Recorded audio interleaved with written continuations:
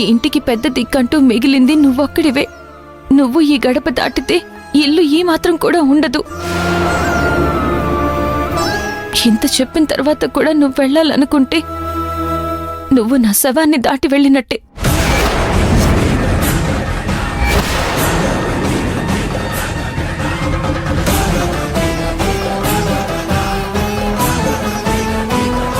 భూమి, ఏంటమ్మా ఇది? ముందులే, లే భూమి, లే భూమిలే.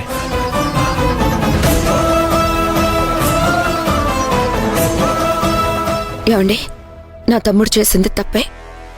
అందుకే మీరు వెళ్దామంటున్నా నేనేమీ మాట్లాడలేకపోయాను.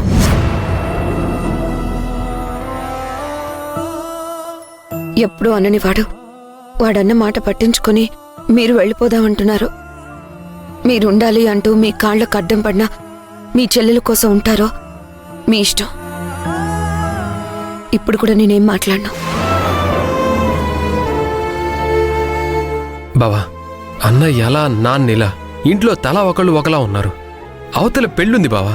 ఈ సమయంలో తోడు నిలబడాల్సింది, ముందుండి దగ్గరుండి జరిపించాల్సింది నువ్వే బావా. మీ ఇద్దరు వెనక మేము ఉండేవాళ్ళమే కానీ ముందుండే పెద్దరికం మాకు లేదు. ప్లీజ్ అన్నయ్య, నా కోసం మీ నిర్ణయాన్ని మార్చుకోండి.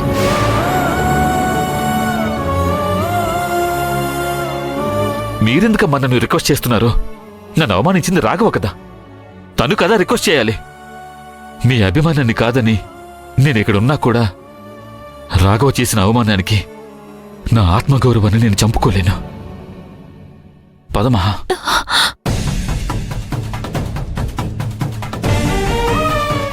వెళ్దాం పద భూమి.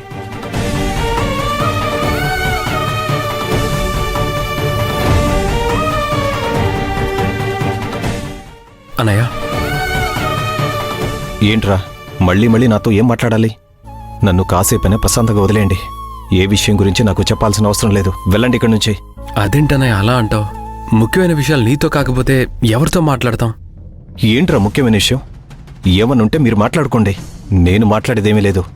నాకు ఎవరితోనూ మాట్లాడాలనుకోలేదు. అన్నది నువ్వు కాబట్టి మాట్లాడాల్సింది కూడా నువ్వే కదన్నయ్య. అవునన్నయ్య, అక్క బావ ఇంట్లో నుంచి వెళ్ళిపోవాలని కూడా నిర్ణయించుకున్నారు. వద్దని ఎంత చెప్పినా కూడా వినటం లేదు. బావ నిర్ణయం కాదు అని అక్క మాత్రం ఎలా అంటుంది? మన ఇంట్లో నుంచి వెళ్లేది బావ మాత్రమే కాదన్నయ్య, అక్క కూడా. ఒకసారి నువ్వు వచ్చి మాట్లాడు. ఇంకా మాట్లాడేదేంట్రా? దొంగతనం చేసిన వాళ్లే చేయించింది ఆయన అని చెప్తున్నారు కదా. వాళ్ళెందుకు అలా చెప్తారు?